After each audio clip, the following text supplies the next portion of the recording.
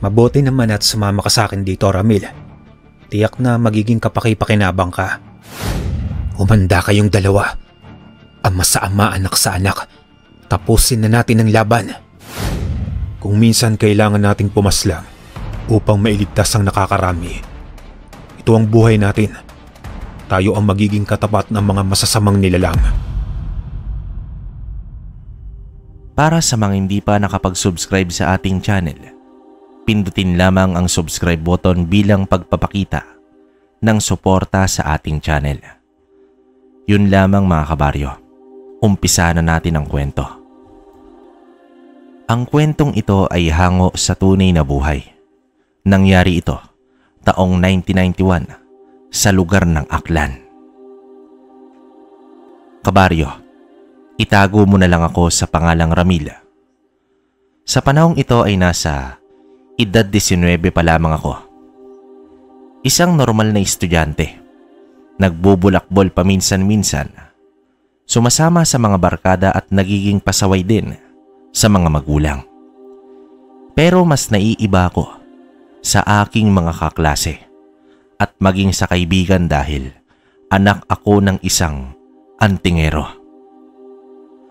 Ang aking ama na si Erning ay may tanga na mutya ng ngipin ng kalabaw.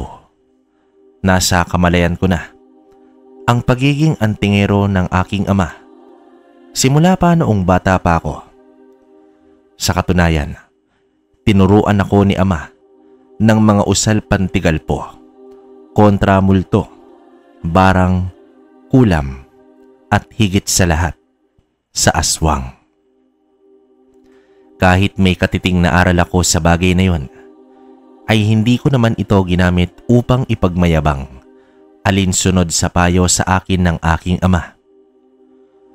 Wala rin ibang tao na nakakaalam sa aking kaalaman, kahit pa ang pinakamalapit kong kaibigan na itago natin sa pangalang Dennis. Dalawa lang kaming magkakapatid at ako ang pinakamatanda. Ang aming ikinabubuhay noon, kabaryo, ay ang pagbebenta ng mga souvenirs para sa mga turista. Pinamamahalaan ng aking ina ang aming munting tindahan sa bayan. Ang aking ama naman ay nag-aalaga ng mga manok at itik. Nasa likod bahay ang kulungan ng mga ito. Katuwang naman ni ina ang aking kapatid na itago natin sa pangalang Dorothy. Sa pagtitinda sa tindahan na dumidiretso ang aking kapatid pagkagaling naman sa eskwela. Habang ako naman ay diretso na sa bahay upang magluto ng aming hapunan. Iyon ang aming pang-araw-araw na gawain. May mga pagkakataon rin na ilang araw ay wala si ama dahil ito ang kanyang responsibilidad bilang antingero. Tumutugis kasi ang tatay ko ng aswang lalo na sa kabilang probinsya, ang Iloilo. Sa kabila ng aking kinalakihan ay ni minsan hindi pinapayagan ni ama na makakita ako ng aswang. Kahit gustuin ko pa ito, ayon sa kanya, hindi madali ang makasilay ng mga ganitong uri ng nilalang. Natatakot ito na baka kung ano ang mangyari sa akin. Pero tinuruan niya naman ako ng mga usal, baka sakali lang daw kung labis na kinakailangan. Normal na sa aming pamilya na may nararamdaman kami sa labas ng bahay na agad naman itong hinaharap ng aking ama. Punong-puno din ng orasyon at pangontra ang aming bahay, kabaryo. Kaya naman hindi ito basta-basta nalalapitan ng mga masasamang nilalang. Malayo pa lang ang mga nilalang na ito ay nalalaman na namin kagad dahil sa aming dalawang aso na napakabagsik rin. Hindi ito tumitigil sa pagtahol kapag meron itong naramdaman na presensya ng aswang sa paligid. Nakatali naman ang mga alaga naming aso dahil wala itong panlaban sa aswang kahit gaano pa ito katapang. Ang aming bahay ay napapalibutan ng bakod na gawa naman sa semento. Ang bahay naman namin ay may 2 palapag. Ang ibaba ay konkreto at purong gawa sa kahoy naman ang itaas na parte. Kahit papaano ay hindi naman kami naghihikahos sa buhay. Mabentang mabenta ang aming mga manok at itik lalo na kapag merong piyesta. Medyo kilala na rin kasi kami ng mga tao na nagbibenta ng mga ganoong uri ng hayop. Idaan mo na lang ang 5 manok kay Aling Lydia doon sa kabilang baryo. Nadadaanan mo naman yon papuntang eskwelahan. Wika dito ni Ama. Itay naman, naka-uniforme ako tapos pagbibitbitin mo ko ng mga manok. Nakakaya naman yan. Wika ko naman sa kanya. O sige Ramil, bibitbitin mo ang mga manok o ikaw ang bibitbitin at isasabit ko sa puno. Pumili ka. Turan dito ng aking ama. Oo na, sige na tay. Dadalhin ko na yan. Padabog na wika ko naman sa kanya. Kunin mo na rin yung bayad at ibigay mo sa akin pagka-uwi mo mamayang hapon. Maliwanag ba? Muling wika dito ni Ama. May mga ganoong eksena talaga paminsan-minsan. Ayon sa aking ama, wag ko daw ikaya ang aming hanap buhay dahil marangal naman ito. Hindi ko naman talaga ikinakaya. Ang ayaw ko lang ay yung naka-uniforme ako tapos magdadala ako ng mga manok. Pero may magagawa pa ba ako nun, kabaryo? Gayunpaman, naging masunuring anak naman ako, kabaryo. Hindi rin kasi matatawaran ang pag-aalaga sa amin ni tatay. Kahit binata na ako, ay hindi man lang ako nautusan kahit ni minsan na magsalok pa ng tubig. Si tatay pa rin ang gumagawa nun. Sa tibay at lakas ng tatay ko, ay baliwala lang sa kanya ang ganoong gawain. Labis din niya kaming pinoprotektahan sa mga tao man o kahit sa aswang. May mga habay kaming sinusuot na nakapaloob sa basyo ng bala. Pangontra daw ito sa bati, barang, kulam at pati sa aswang. Nabanggit ko noong una na may malapit akong kaibigan na si Dennis. Kabaryo, isa itong transferi na nagmula pa sa bayan ng Negros. May pagkabibo kaya madali kong nakagaanan ng loob. May kalayuan ang bahay nila mula sa paaralan pero kahit minsan ay hindi pa ito nahuli sa klase. Maayos at magaling naman siya sa klase namin. Kaya lang, may mga oras na tahimik lang ito at ayaw magpaistorbo. Wala pang 1 buwan ay naging magkaibigan na kaming 2. Siya na nga ang madalas kong nakakasama kaysa sa mga dati kong kabarkada. Pareho kasi kami ng kurso, kaya naman nagtutulungan kami sa pag-aaral. Ayon kay Dennis, silang mag-ama na lang daw ang magkatuwang sa buhay gawa ng namatay ang kanyang ina noong isinilang siya. Hindi na rin daw nagka-interes ang kanyang ama na maghanap ng bagong asawa. Kaya naman hindi ko maiwasan na mahabag sa kanyang sitwasyon. Pasalamat ko na lang na buo pa ang pamilya ko sa kabila ng mga nanggugulong mga aswang. May mga pagkakataon na niyayaya ko ito sa bahay pero hindi rin naman siya nagtatagal dahil malayo pa ang lalakbay niya pauwi sa kanilang bahay. Baka naman minsan isama mo naman ako sa inyo. Gusto ko makita ang lugar niyo at makilala ang iyong ama. Wika ako sa kanya. Oo naman. Pero mas maganda sa bakasyon natin. Kasi bitin kapag may pasok eh. Pangako ipapasyal kita doon. Ikaw pa ba ay malakas ka sa akin? Tugon dito ni Dennis. O sige, paano? Asahan ko yan ha. Hindi na rin naging iba ang aking kaibigan sa aking pamilya. Mas gusto pa nga ni inay na si Dennis na lang ang lagi kong kasama dahil mabait at matino ito. Minsan na rin kasi akong nakagawa ng hindi maganda dahil sa pagsama ko sa ibang mga kaibigan ko. Hanggang sa sumapit ang panahon ng bakasyon, niyaya na ako ni Dennis na magpunta sa kanila dahil kaarawan daw ng kanyang ama. Maraming beses na daw niya kasing naikwento sa kanyang ama yang tungkol sa akin kaya iniimbitahan daw ako nito.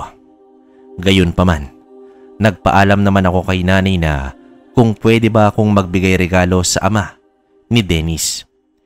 Hinayaan naman ako na pumili sa aming mga paninda bilang regalo sa kaarawan ng ama ng aking kaibigan.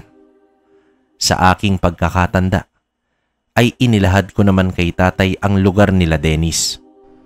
Abay Ramil anak, nasa liblib na lugar pala yan. Siguro naman ay alam mo na ang gagawin mo.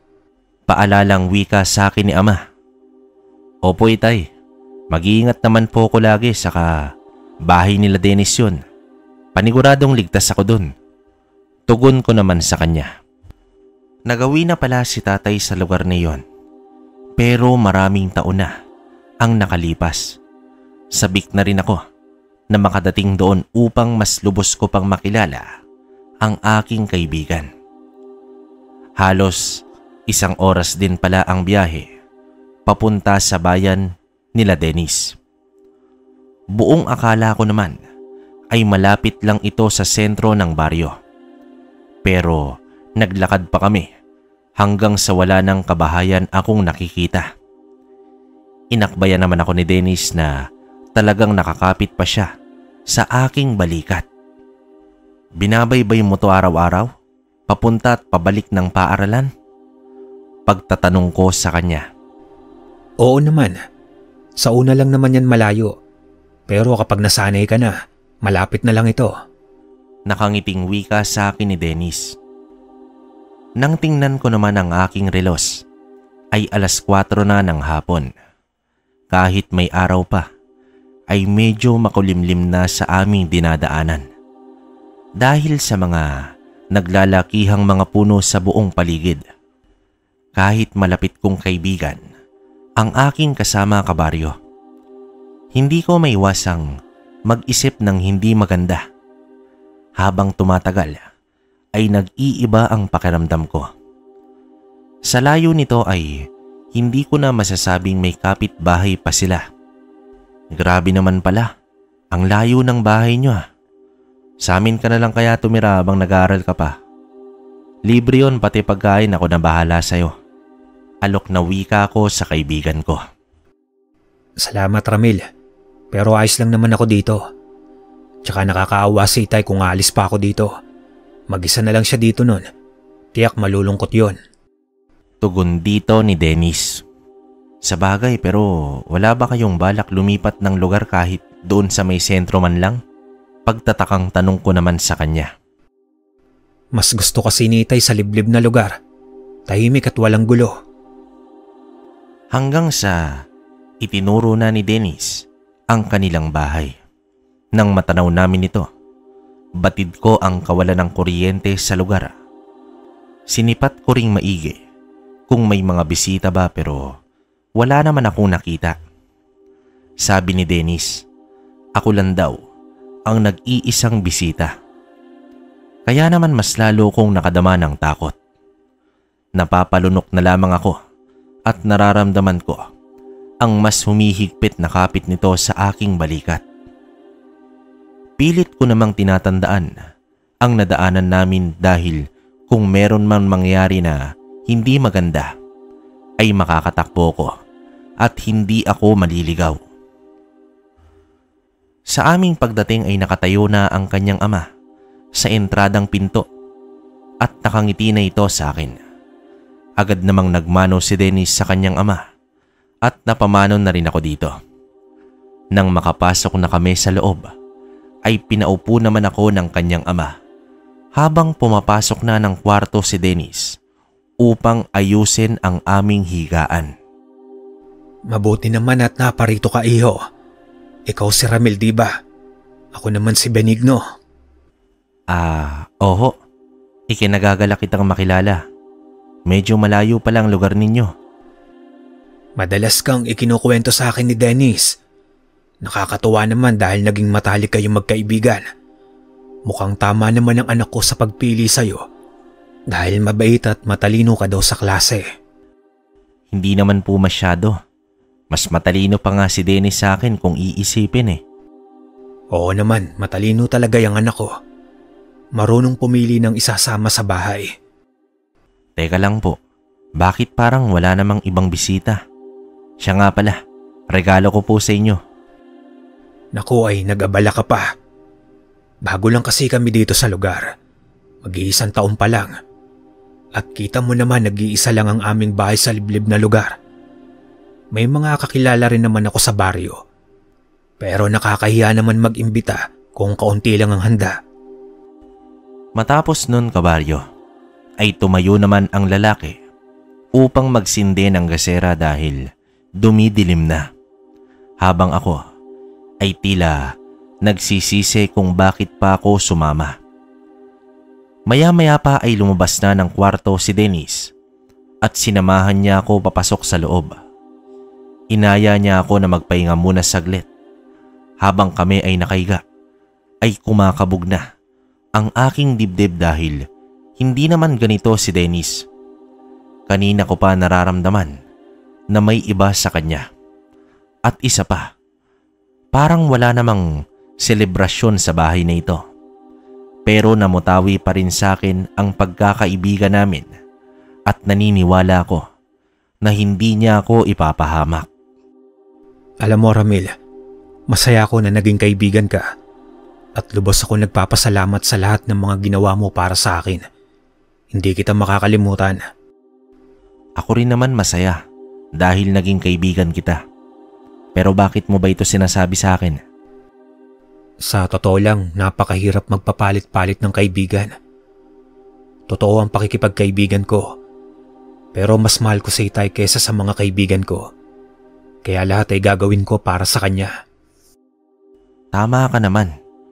Dapat mas mahalin mo ang pamilya kaysa ibang tao. Dahil wala ka namang matatakbuhan sa oras ng pangangailangan kundi ang pamilya, di ba? Pero teka lang. Ayos ka lang ba talaga, Dennis? Bigla namang hinawakan ni Dennis ang aking kamay nang maigpit at mabilis din siyang dumagan sa akin. Pasensya ka na Ramil, pero kailangan lang talaga. Teka lang Dennis, umalis ka nga sa ibabaw ko. Ano bang binabalak mo? Maraming salamat sa lahat kaibigan, pero gutom na si Itay. Sa mga sandaling yon kabaryo, ay sumagi na agad sa utak ko na may gagawing masama ang mag-ama sa akin. Gawa nga ng hawak niya, ang dalawa kong kamay ay inumpog ko na lang ang ulo ko sa noo niya at agad ko naman siyang sinapak at sinipa. Dinampot ko agad ang aking bag at lumabas ng kwarto. Sumigaw naman si Dennis at tinawag ang kanyang ama. Bago ko pa mabuksan ang entradang pinto ay naramdaman ko na may tao sa aking likuran. Hindi na ako nag-atubili at nag-usal ako agad ng tigalpo at ibinato ko sa sinumang tao na nasa aking likuran. Paglingon ko ay nakita ko naman si Mang Benigno na tumilapon sa may lupa ng kusina. Dali na akong lumabas ng bahay at buong lakas akong tumakbo. Kinuha ko agad ang flashlight sa aking bag at pilit kong tinandaan kung saan kami kanina dumaan ni Dennis. Isang aswang pala ang ama ng aking kaibigan at balak niya akong ipalapa dito. Hindi ko naman lubos maisip na magagawa yon sa akin ni Dennis. Gawa nga ng takot ay hindi ko na alam kung saan ako tutungo. Hanggang sa natamaan ng ilaw ang isang nilalang na bigla na lamang lumapag sa aking unahan. Pakiwari ko ay ang ama ito ni Dennis. Sobrang iba na ang itsura. Maputi at mahaba ang buhok. Maitim na balat. Halimaw na muka at meron pang pangil. Saan ka pupunta bata? Akala ko ba mabait ka? Bakit mo naman iniwan ang kaibigan mo? Mga demonyo kayo. Akala ko mabuting tao si Dennis. Ipapahamak niya pala ako. Alam mo bang panlabing-dalawa ka sanang kaibigan na iaalay niya sa akin? Mula naman sa aking likuran ay nagsalita itong si Dennis. Ramil, wala ka nang magagawa. Pasensyahan na lang tayo. Hayop ka, Dennis. Tinuring kitang kapatid pero ipapalapa mo lang pala ako sa tatay mong aswang. Marahan naman lumakad sa akin si Benigno na nakangiti at nanlilisik ang mga mata habang sa kabilang panig ay naroroong nakatayo itong si Dennis at may hawak na isang itak. Alam ko sa mga oras na iyon, kabaryo, ay katapusan ko na. Bahala na. Pero hindi ako mamamatay na hindi lumalaban. Nag-usal ako at buong lakas kong ibinato sa aswang. Ngunit tila tumalbog lang ito sa katawan niya. Nangingiliti ka ba, Ramil? Magpaubaya ka na lang, Ramil. Wala ka nang kawala. Mabilis na tumakbo papasugod sa akin ang aswang. Itinutok ko sa kanya ang ilaw ng flashlight ko at mabilis akong tumakbo papalapit kay Dennis at gumulong ako bigla sa lupa. Nagpang-abot ang taga ni Dennis at kalmot ng aswang. Sa aking pagbangon ay narinig ko na lang na sumigaw ng malakas si Dennis. Nadali ng ama niya ang kanyang kamay at naputol ito. Akmang susugurin na ako ni Benigno nang may bumangga sa kanya.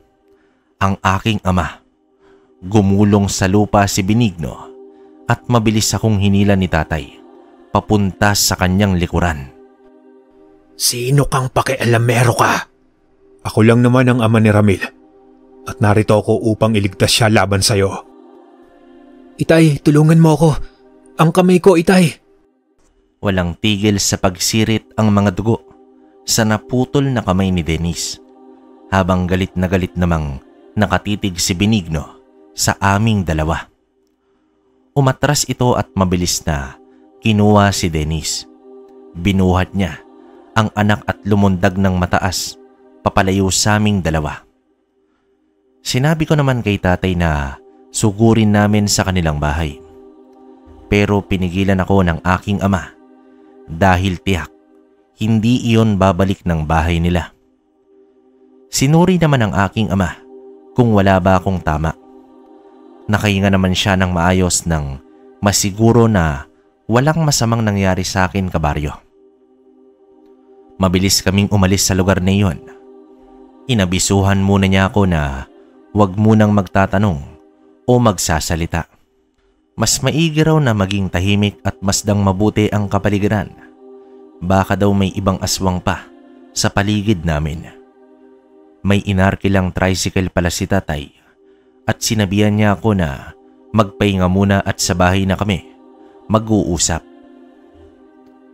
Habang nasa biyahe kami, pauwi na sa amin, ay hindi ko naman maiwasang isipin ang pagtatraidor sa akin ni Dennis.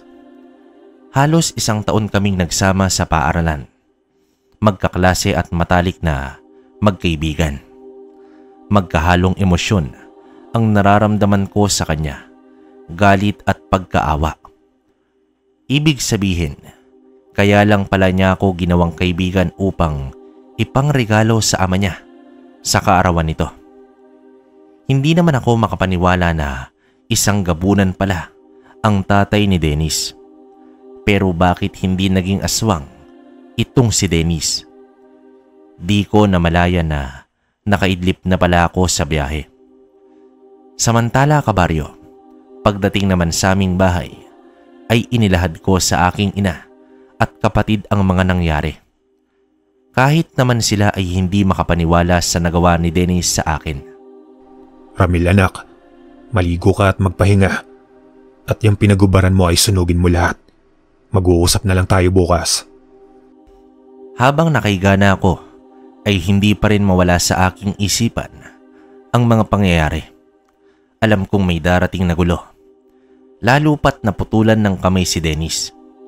Tiyak na maghihigante ang ama nito. Kahit nasunog ko pa ang mga damit na posibleng may marka ng aswang ay hindi mahirap sa gabunan na tuntunin ako dahil alam na alam ni Dennis kung saan ako nakatira. Kinabukasan ay mataas na ang araw nang ako'y nagising. 8:00 na pala ng umaga. Nasipat ko naman si tatay na nasa likod bahay nagpapakain ng mga alaga nito. Kumain na lang muna ako nang makita ang mga pagkain na nakatakip sa ibabaw ng mesa. Tila naroroon pa rin ako sa eksena kagabi. Nabagabag talaga ako ng gusto sa maaring gawin ng aswang sa aking pamilya. Matapos naman akong makakain, ay nagtungo na ako kay tatay. Tay, mas mabuting ilayo muna natin si nanay dito. Baka kasi... Walang aalis. Ilang banta na ba ng mga aswang ang nalagpasan natin? Ngayon ka pa ba natatakot? Pero itay, isang gabunan si Mang Benigno. At sa tingin mo ba, unang beses lang ako nakaharap ng gabunan? Kaya nga hindi ko kayo hinahayaan na makasilay ng aswang dahil alam kong magiging balakid lang ito sa inyo. Pero tay, bakit hindi aswang si Dennis? Paano yun? Tao at aswang sa iisang bubong?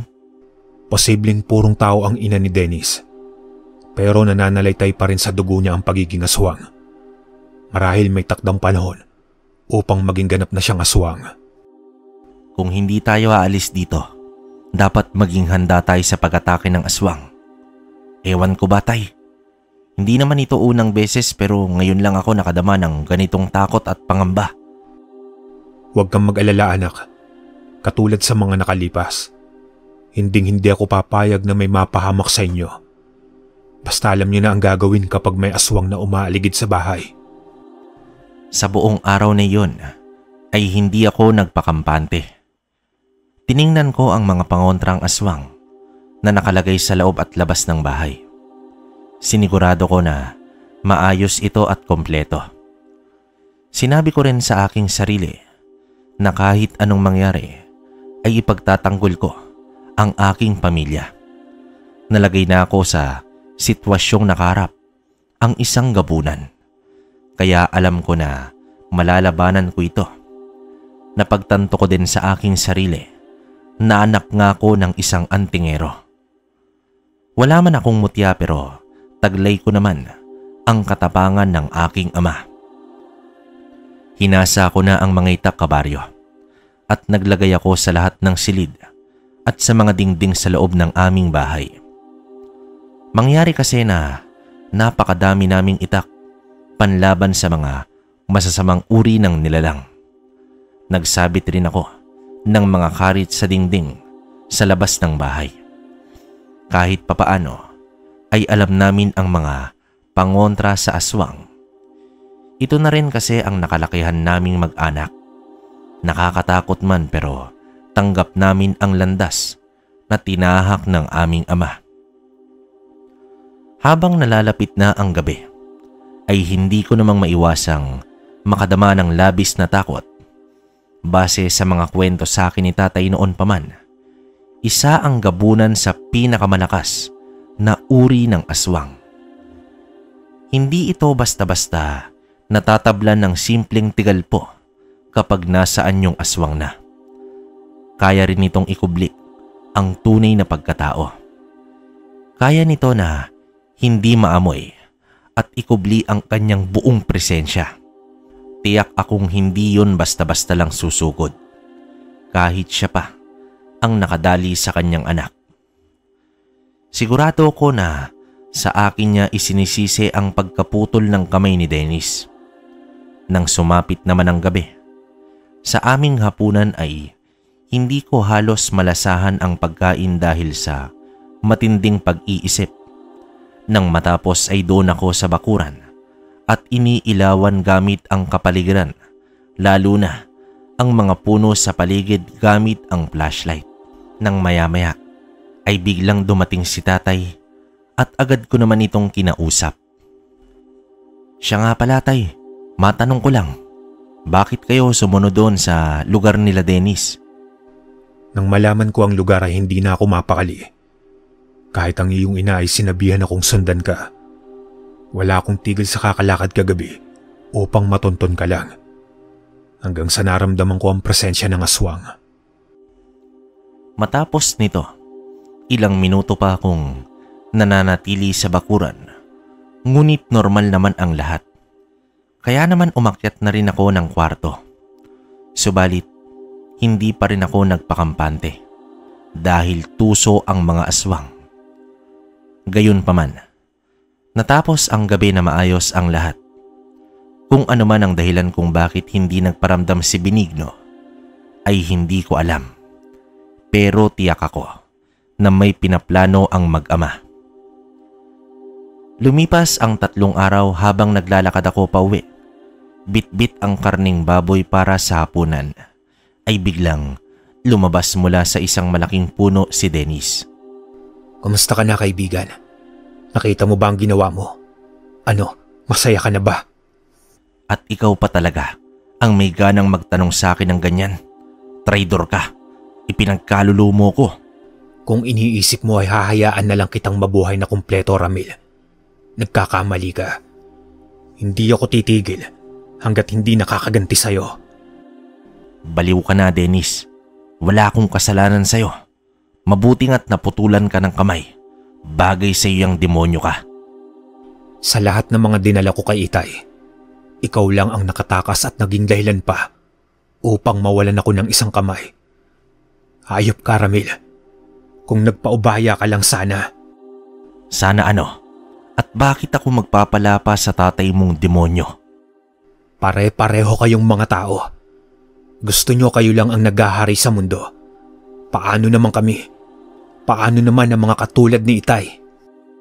Wala ka na sa katinoan, Dennis. Pero bilib din ako sa'yo na panindigan mo ng halos 1 taon ang pagkukunwari mong mabait at pagiging kaibigan ko. Traidor ka na nga. Manloloko ka pa. Nang mga sandaling yon, kabaryo, batid ko ang nagliliyab na galit sa mga mata ni Dennis hanggang sa inilabas niya na ang kanyang sandata. Isang napakatalas na uri ng itak.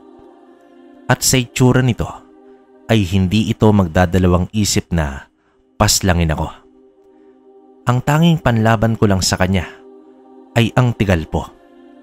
Pero hindi iyon sapat dahil pangtaboy lang ang nagagawa nito. Marahan na siyang lumapit sa akin at nanlilisik na ang kanyang mga mata sa galit. Tuluyang nawala na ang dating kaibigan ko. Ibang-iba na ang Dennis na karap ko sa mga sandaling ito. Hanggang sa sumugod na ito, mabilis ko naman siyang tinigalpo at laking gulat ko na lang dahil napakalayo ng pagkatilapon niya. Sa katunayan, unang beses ko itong ginamit sa tao. Habang nakabagsak pa, ang dati kong kaibigan ay humarurot na ako ng takbo. Wala naman akong panama sa napakatalas niyang sandata. Nasa isip ko din na baka nasa paligid lang ang kanyang ama.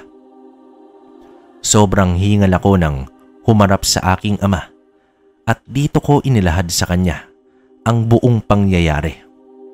Dahil doon ay umalis itong si tatay upang sunduin sila nanay. Baka kung sila naman ang haharangin at sakta ni Dennis. Sa galit ko ay kinuha ko ang itak na nasa dingding at nais ko ring patayin si Dennis. Hinding-hindi na ako aatras. Panay tanaw ako sa labas kung paparating na ba sila tatay. Nakahinga na ako ng maayos, kabaryo, nang masipat ko silang paparating na palapit sa akin. Itay, balak talaga akong patayin ng Dennis na yon. Pero hindi ko siya uurungan. Pakiusap, tay. Turuan mo na akong lumaban. Ito na ang sitwasyon natin.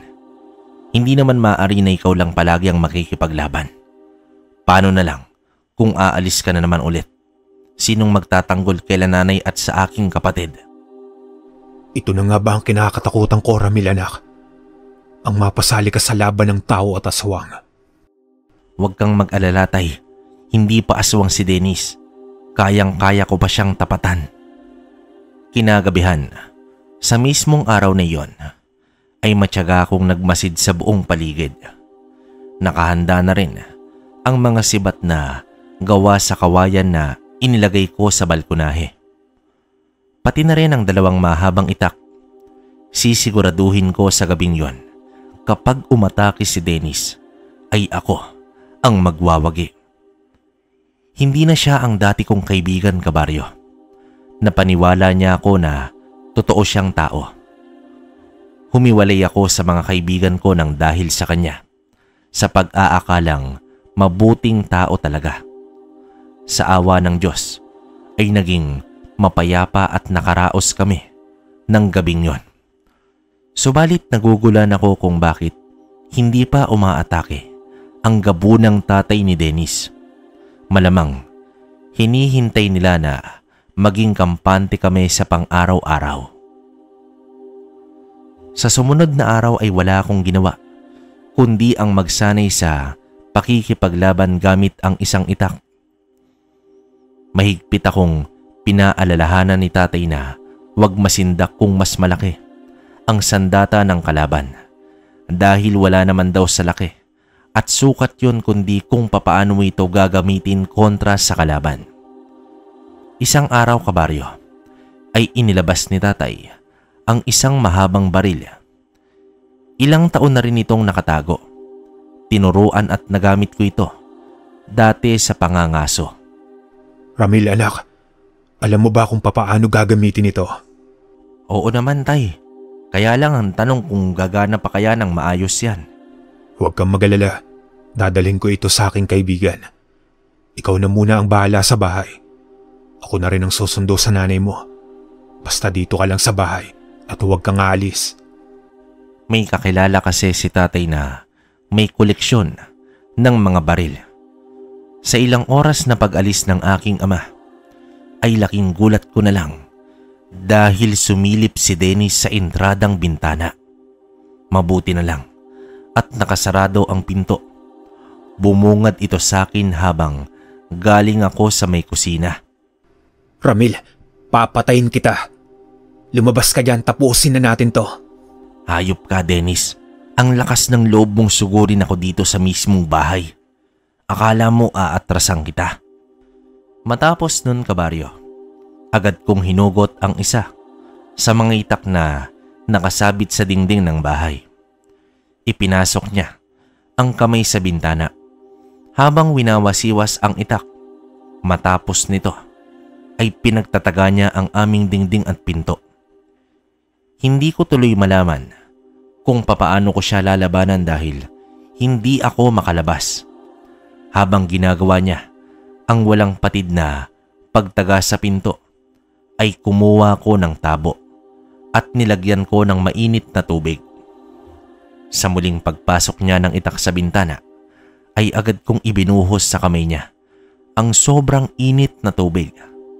Sumigaw naman ang binata sa kanyang pasong natanggap. Bumaba ito ng bahay at doon ito sa bakuran sumisigaw at minumura ko. Sa lagay na yon ay nakakalamang na ako. Iindahin niya ng gusto ang paso sa kanyang nag-iisang kamay. Kaya naman agad na akong lumabas ng bahay at hinarap ito sa bakuran. O ano, Dennis, mainit pa? Yan ang napapala mo. Sugod ka kasi ng sugod. Hayop ka, Ramil. Kung inaakala mo na maiisahan mo ko, nagkakamali ka. Sumugod naman ang buong lakas itong si Dennis sa akin, kabaryo. Tinapatan ko ang kanyang itak. Kumakalansing ang mga nagbabangga ang itak sa aming labanan. Hanggang sa natamaan ko ang kanyang balikat, kasunod nito ay ang isang taga sa kanyang likuran, dahilan upang bumagsak ito sa lupa. Itinutok ko ang itak sa kanyang leeg ngunit tila hindi ko siya kayang patayin. Habang nakakapagpigil pa ako, umalis ka na, Dennis, at huwag ka nang bumalik pa dito. Isang pagkakamali na binuhay mo pa ako, Ramil.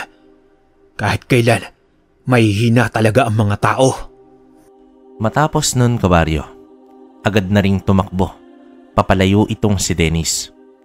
Nakaramdam naman ako ng inis sa aking sarili kung bakit ko pa siya pinatakas. Itinarak ko na lang sa lupa ang itak dahil sa pagkainis ko. Naabutan nila ako na nakaupo sa hagdanan. Inilahad ko naman agad sa kanila ang mga nangyari. Huwag kang magalit sa sarili mo, Ramil, anak. Normal lang na hindi mo magawang paslangin ang taong minsan ay naging malapit sa'yo. Normal yan dahil tao ka. Nagpapahiwatig lang yun na may puso ka at hindi ka nilamon ng galit. Pero tay, nandun na eh. Ilang sentimetro na lang. Mapapaslang ko na si Dennis. Tama ang ginawa mo, anak. Hindi ka mamamatay tao. At sa sandaling iyon ay wala na siyang kalaban-laban. Pero sana sa oras na kailangan mo na siyang paslangin, huwag kang magdadalawang isip. Labag ito sa mata ng tao, Ramil. Pero sa uri ng buhay natin, kailangan natin na ipagtanggol ang sarili kahit pa kinakailangan nating pumaslang. Matapos naman ang hapunan namin, kabaryo, ipinakita sa akin ng aking ama ang isang bagong baril. Napakiusapan niya ang kanyang kaibigan na palitan ng bago ang lumang baril. Kapareho naman ito ng dati. Bago nga lang at sobrang kintab pa. May kalakip na rin itong 2 kahon ng mga bala. Makalipas ang 1 linggo, habang mahimbing na kaming natutulog ay binulabog kami ng isang malakas na kalabog at naging dahilan sa pagliyab ng aming balkonahe. Nagising naman kaming lahat at agad inapula ni nanay ang apoy habang nasipat namin ni tatay ang 2 nilalang sa labas ng bakod. Nakakatiya kami na ang mag-amang Benigno at Dennis ang mga yon. Gaya sa aming naging plano, pumasok ng kwarto sila nanay at doon nagtago habang pinatay namin ang lahat ng ilaw sa bahay. Maliwanag ang paligid nun, kabaryo, dahil bilog na bilog ang buwan. Marahil ito ang hinihintay ng gabunan upang mas maging malakas na ito. Nanatili naman si tatay sa bakuran, habang ako naman ay nasa bintana. Hinahanap ng 2 baril ang mga nilalang kanina sa labas, hanggang sa biglang lumabas mula sa lilim ng puno ang aswang na gabunan. Naiinip ka na ba sa paghihintay sa akin, Antingero? Oo, Benigno. Ang tagal mo kasing hindi nagpakita. Kumusta ang anak mo? Handa na ba siyang mamatay? Ang anak mo dapat ang kamustahin mo. Putol na nga ang 1 kamay. Nalapnos pa ang isa. Nangaasar ka ba? Ano bang pangalan mo? Erning. Ilabas mo ang anak mo. Malaki ang pagkakautang niya sa akin. Baliw ka ba? Kahit katitingay walang kasalanan si Ramil sa inyo. Ano ang pakiramdam na ikaw mismo ang dumali sa anak mo? Sige, tumawa ka pa, Antingero. Dahil iyan na ang huling halakak mo. Akmang lulundag na si Benigno papasok ng bakuran. Sinalubong naman siya ni tatay ng 2 magkasunod na pagbato ng sibat. Nailagan niya ang una, ngunit natamaan ang hita niya. Sa pangalawang sibat dahilan upang doon siya lumapag sa konkretong bakod na may nakatayong matatalas na bakal. Umangil ang aswang dahil tumarak sa kanyang talampakan ang matulis na bakal. Ngunit agad rin siyang nakaalis. Animal ka, Erning. Kung talagang matapang ka, lumabas ka dyan. Huwag kang magkubli sa bakod. Kahit abutin tayo ng umaga dito, hindi ako lalabas. Tama na, tapusin na natin ito. Nasaan si Ramil? Naduduwag na ba siya? Abay, hindi ko alam sa inyong 2 ng tatay mo, Dennis. Malamang, nakakubli lang rin ang anak ko. Lumabas ka dyan, Ramil. Sisiguraduhin ko na ang kamatayan mo ngayon. Mula naman sa aking kinaroroonan na bintana ay asintadong-asintado ko itong si Dennis. Walang patid ang kanyang paghahamon at patuloy na paninindak sa aking ama. Nakaangat pa ang nag-iisang kamay habang may hawak itong itak. Masyadong magalaw ang kamay niya kung ito ang aasintayin ko. Kaya naman inilipat ko ang bukana ng baril sa kanyang katawan. Pero hindi ko muna siya papatayin. Ipapalasap ko sa kanya ang paghihirap bago tuluyang mawala ng buhay. Dito na, kabaryo, umalingaw-ngaw ang isang putok ng baril at tumama ito sa balikat ni Dennis. Sa ilang metrong pagitan, alam kong tumagos ang bala sa kanyang balikat at tiyak ko din na mahihirapan na ito sa pakikipaglaban. Animoy tinulak ng hangin ang binata ng matamaan ng baril at tuluyan itong bumagsak sa lupa. Dahil sa aking ginawa ay umabot na sa sukdulan ang galit ng gabunan, habang ang kanyang anak ay mangiyak-ngiyak na pero patuloy pa rin ito sa pagmumura at paghamon sa akin. Kumilos na ang ama ni Dennis. Humawak ito sa mga bakal sa itaas ng bakod at umakyat upang pumasok na sa bakuran namin. Alam kong nakikita niya ang pagtutok ko ng baril. Sabi nga sa mga kwento na aking narinig, kasing tigas ng bakal ang kabal ng gabunan sa katawan. Pero sinubukan ko pa rin at nagbakasakaling tumalab ito sa aswang. Gamit ko pala ang mahabang baril na kung tawagin ay arisaka na may 3 pulgadang haba ng bala. Bago pa man ito makalundag sa bakuran, kabaryo, ay binaril ko na ito at inasinta ko ito sa katawan. Tila hindi nito ininda ang unang bala hanggang sa sinundan ko pa ito at sa 3 bala ay nahulog na ito palabas ng bakod.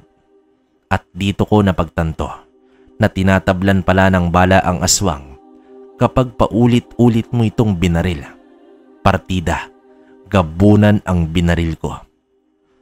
Nasipat ko naman na hilila ni Dennis ang kanyang ama papalayo sa amin. Tumayo naman na ang aswang at sabay ang mag-amang umalis ng lugar. Nang matiyak namin na wala na sila sa lugar, ay binuksan na namin ang ilaw. Hindi naman maiwasan ang mga kapitbahay na makiusyoso sa nangyari. Sinabi naman ni tatay na sinubukan naming itaboy ang aswang sa pamamagitan ng baril.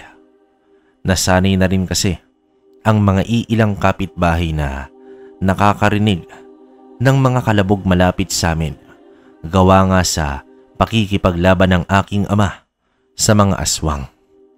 Pero ito ang unang beses na gumamit kami ng baril. Kinaumagahan, nagmungkahi naman ako kay tatay na sa pagkakataong ito ay kami naman ang susugod sa teritoryo ng mag-ama. Sigurado ka na ba dyan, Ramil, anak? Wala tayong mapagkukublihan doon maliban sa mga puno at pabor sa aswang dahil nakakakita ito sa dilim. Bakit, tay? Sinabi ko bang gabi tayo susugod? Matapos ang aming agahan ay inihatid na namin sila nanay sa tindahan. Mas ligtas sila doon dahil maraming tao sa bayan. Hindi na kami nag-aksaya ng oras ni tatay at agad nagtungo sa lugar ng mag-amang gabunan. Dala ko ang baril at itak. Nag-arkila kami ng tricycle papunta sa lugar. Hanggang sentro lang ng baryo. Iniwan namin ang tricycle dahil ayaw naming madamay ang driver nito. Binaybay namin ang bahay nila Dennis. Sa pagkakataong iyon ay buo na ang aking loob na tapusin ang dati kong kaibigan. Bago magtanghali, kabaryo, ay nakarating na kami pero nanatili lang kami sa malayo. Sapat na masipat namin ang bahay. Panigurado, parehong nagpapagaling ang mag-ama sa mga tama ng baril. Lalo na itong si Dennis. Sasamantalahin namin na mahina silang dalawa. Kung tuso ang aswang, kaya rin namin maging isang tuso. hindi nararapat sa mga katulad nila ang bigyan ng patas na laban. Isa silang malaking banta sa buhay namin, lalong-lalo na sa aking ina at kapatid. Makalipas naman ang ilang minuto, ay nakita namin na lumabas ng bahay si Dennis. Mabagal itong naglakad habang may kinukuhang ngalamang gamot. Malamang gagamitin niya iyon sa kanyang ama. Bakas sa mukha nito na masakit pa rin ang tama ng baril sa balikat at nakabenda pa ito. Hayop ka, Dennis.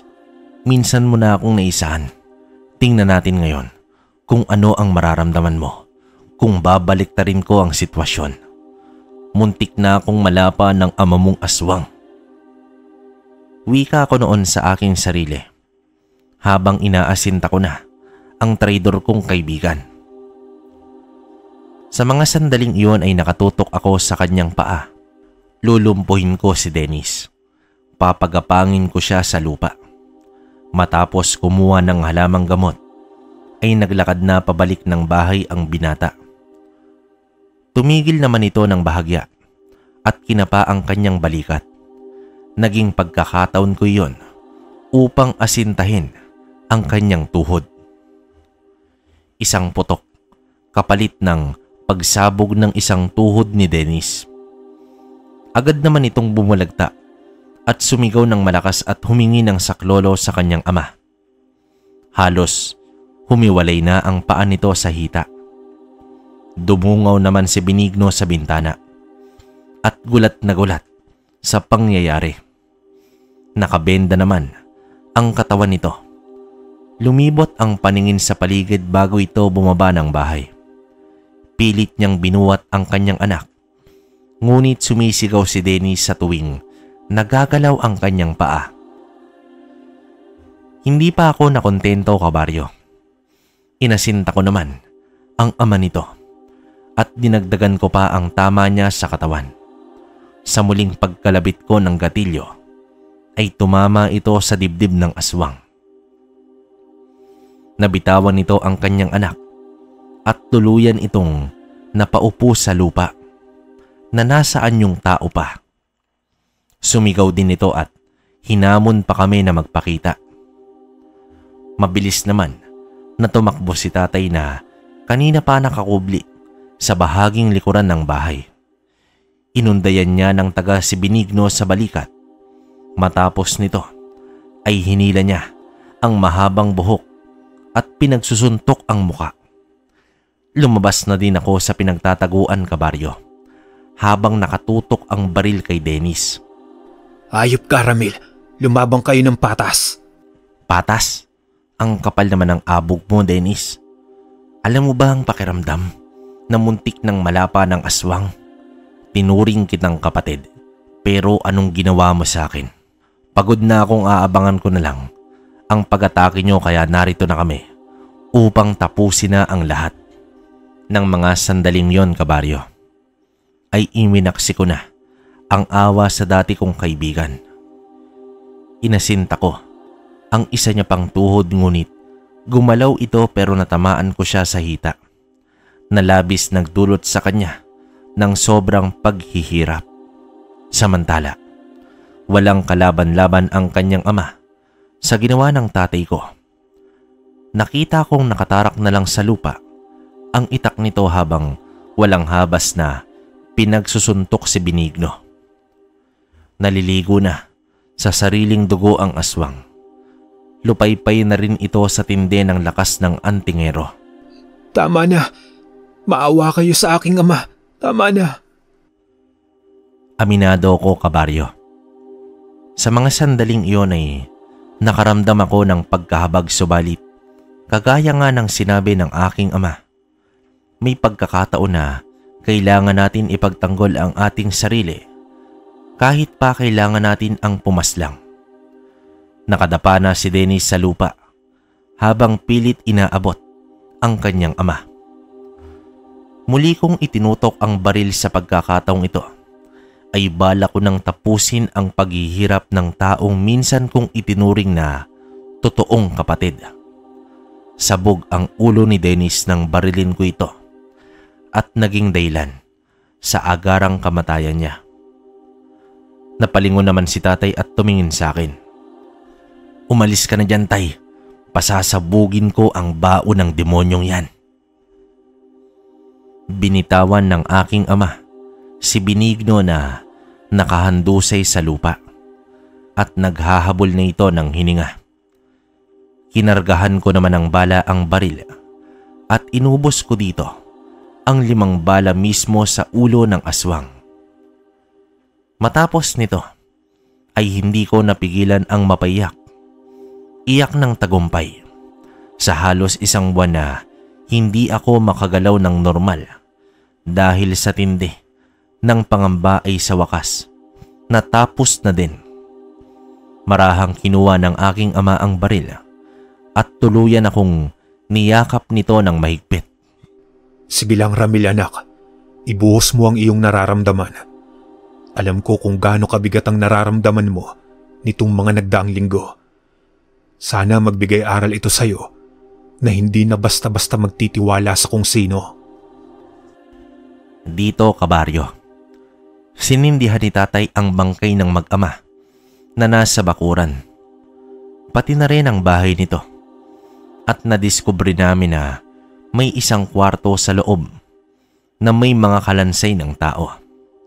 Kung nagkataon, malalagay din sana ang kalansay ko doon at dadanasin ko ang mga paghihirap ng mga taong ginawang kaibigan ni Dennis upang ipakain lang sa kanyang ama na isang uri ng gabunan.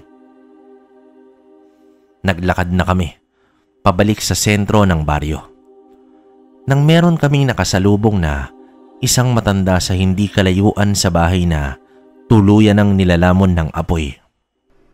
"Ang bahay ng gabunan, nasusunog. Kayo ba ang may gawa?" "Opo, Manong." "Sa wakas, may hustisya na rin para sa 2 kong apo na biniktima ng gabunan. Maraming salamat sa inyo. Maraming salamat." Napag-alaman namin na may mga biniktima na pala si Benigno sa baryong iyon. Ngunit walang nakikitang ebidensya ang mga tao. Malakas din pala ang hinala nila sa mag-amang yon. Ayon pa sa kwentong aming narinig, ginagamit ni Dennis ang kanyang itsura upang makapang-akit ng mga kababaihan at isang araw ay hindi na ito natatagpuan. Sa muling pagbukas ng klase, kabaryo, ay hindi ko naman maiwasan na maisip ang magandang samahan namin ni Dennis. Dumaan pa ako sa silid-aralan kung saan kami dati. Sinilip ko naman ang upuan namin at malaking panghihinayang dahil kung kailan ako nakapagtagpo ng totoong kaibigan ay mas masahol pa pala ito sa mga barkadang iniwanan ko. Ang karanasan ko kay Dennis ay nagdulot sa akin na pagiging ilag na sa mga tao na bago ko lang nakakasalamuha. Hindi na rin ako basta-basta nagtitiwala sa mga nakapaligid sa akin.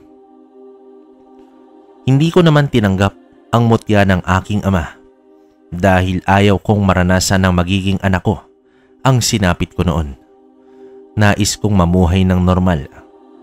Nang ako'y nakapagtapos ng pag-aaral ay umalis ako sa Aklan upang magsikap. Nang dumating ang panahon, ay dinala ko ang aking pamilya sa ibang lugar, malayo sa nakagisnan naming buhay. Nagwakas man ang buhay ng dati kong kaibigan.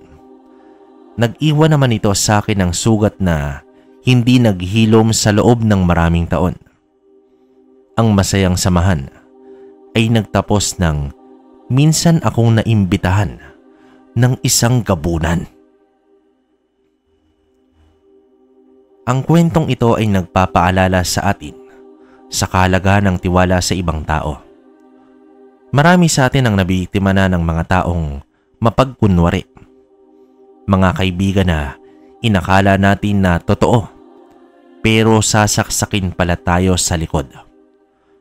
Mga taong inalayan natin ng pag-ibig at kapag tuluyan na tayong nahulog ay iiwan na lamang tayo at hindi natin alam kung papaano makakaahon sa pagkahulog. Maging tapat sana tayo sa mga taong nagtiwala rin sa atin. Dahil kung ano man ang ginawa mo sa iyong kapwa, tiyak, ito rin ang susumbalik sa iyo pagdating ng panahon.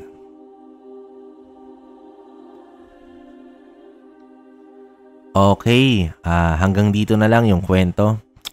Opinion ko muna, no? Bale, grabe. Napakatindi ng kwento natin ngayon, no? Hindi siya purong, alam niyo na purong aswangan, pero parang pinakita sa atin ng kwento kung gaano kahalaga yung pagtitiwala ng isang tao. 'Di ba? Kita niyo naman yung ginawa ni Dennis sa kaibigan niya. Kasi kung iisipin, sinabi naman sa unang part na parang etong si Ramil naging pasaway na anak sa kanyang magulang, no? Kumbaga, meron naman siyang dating barkada, kaya lang iniwan niya dahil kay Dennis, no? Kasi nakita niya na mukhang okay itong kasama, matalino, mabait, no? Pero hindi natin alam, mapagbalat kayo pala. Diba? Ang daming ganyan ngayon, kabaryo. Kung sino yung inaakala mong okay, deep inside, hindi naman. Kundi parang traitor sa'yo o backstabber. Sa English term, meron siyang tinatagong hindi kaaya-ayang ugali. Diba? Hindi natin alam kung aswang ba yan o ano. Diba? Sorry. sorry. So, yun. Bali, yun nga, nakita natin na mahalaga ang pagtitiwala sa tao. Kaya sana, piliin din natin yung mga taong ginagawa nating kaibigan o pinapapasok natin sa buhay natin. Kasi syempre, hindi naman yan yung talagang kasama natin habang buhay, di ba? Doon pa lang sa unang part ng kwento, sinabi na wala ka namang ibang tatakbuhan kundi ang pamilya mo. So, maging mabusisi, kabaryo, at iwasan ng mga, alam nyo na, hindi magandang kasama, di ba? Sa panahon ngayon, maraming ganyan. Sa una lang, pero pagdating ng tumagal-tagal, yari ka na. So, yun, ingat-ingat tayo sa ganun. Nga pala, umpisa bukas, balik na tayo sa shoutout. Siguro araw-araw na yon, saka yung komento natin okay pa rin. Sa ngayon okay pa naman na kapag na-rate pa si Tito Proy, no? Pero yung pinsan ko, titingnan natin yung babae kasi medyo busy rin siya kasi meron ding negosyong inaasikaso yun. Tingnan natin. Ako lang naman ang walang ginagawa Na-rate lang, kaya lang nakakapagod. busy yung tito ko rin, kaya malayo siya ngayon pero ginagawa namin ng paraan. Sana magustuhan niya palagi yung kwento, no? Siya nga pala, sa mga nagtatanong, meron kasi nag-PPM sa akin, paano raw nangyari yung mga ganong kwento? Simple lang, kabaryo. Nag-PPM, pinapadala, pero syempre, iba yung paglalarawan ng mismong may karanasan. Ang ginagawa namin, sabi namin, ako kadalasan kumakausap, sabi ko, saglit lang kasi ayusin natin yung kwento. Tapos, isisend ko sa kanya yung final, babasahin niya. Kumbaga, ayun, okay na kabaryo, pwede na yan.